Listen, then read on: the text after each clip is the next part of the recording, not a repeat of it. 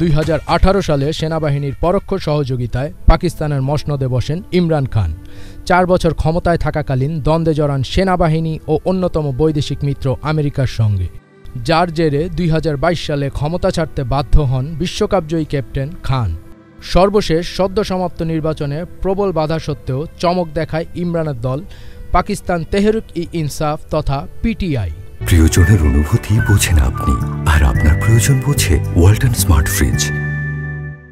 এরপরই ইমরান ও অন্যান্য নেতাকর্মীদের মুক্তির জন্য সেনাবাহিনীর সঙ্গে দেন দরবার করছে পিটিআই, এমন গুঞ্জন শোনা যাচ্ছে।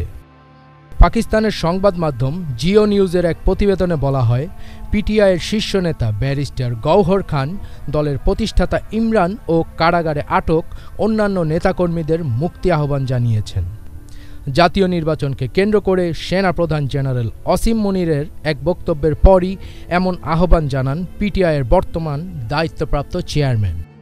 রোববার এক বিবৃতিতে জেনারেল অসীম মুনির নির্বাচনে অংশ নেওয়ার জন্য পাকিস্তানের জনগণকে ধন্যবাদ জানান।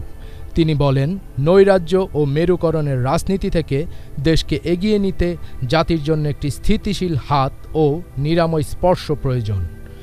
পাকিস্তান সামরিক বাহিনীর মিডিয়া উইংয়ের বরাতে জানা যায়, জেনারেল অসীম মুনির বলেন, নির্বাচন জয় পরাজয়ের কোনো শূন্য সমষ্টি নয়, বরং এটি জনগণের ম্যান্ডেট পূরণের একটি মহড়া। সেনাপ্রধানের এমন বক্তব্যের পরই পিটিআই নেতা গওহর খান এক বিবৃতিতে জানান, অন করুন ভ্যাকেশন মোড, এনার্জি সেভ করুন নিশ্চিন্তে। ওয়ালটন স্মার্ট ফ্রিজ, বোঝে আপনার প্রয়োজন। রাজনৈতিক নিরাময়ের অর্থ হলো দেশে কোনো রাজনৈতিক বন্দী না থাকা। পুরো পাকিস্তান কে আওয়াম সে দরখাস্ত है ज्यादा से ज्यादा तादाद में निकले लोग।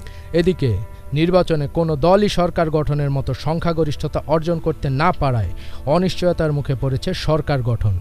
এমনও পরিস্থিতিতে রাজনৈতিক দলগুলো জোট করতে না পারলে পাকিস্তানের ক্ষমতায় আবারও সেনাবাহিনীর প্রত্যাবর্তন ঘটতে পারে বলে আশঙ্কা করছেন কিছু বিশ্লেষক।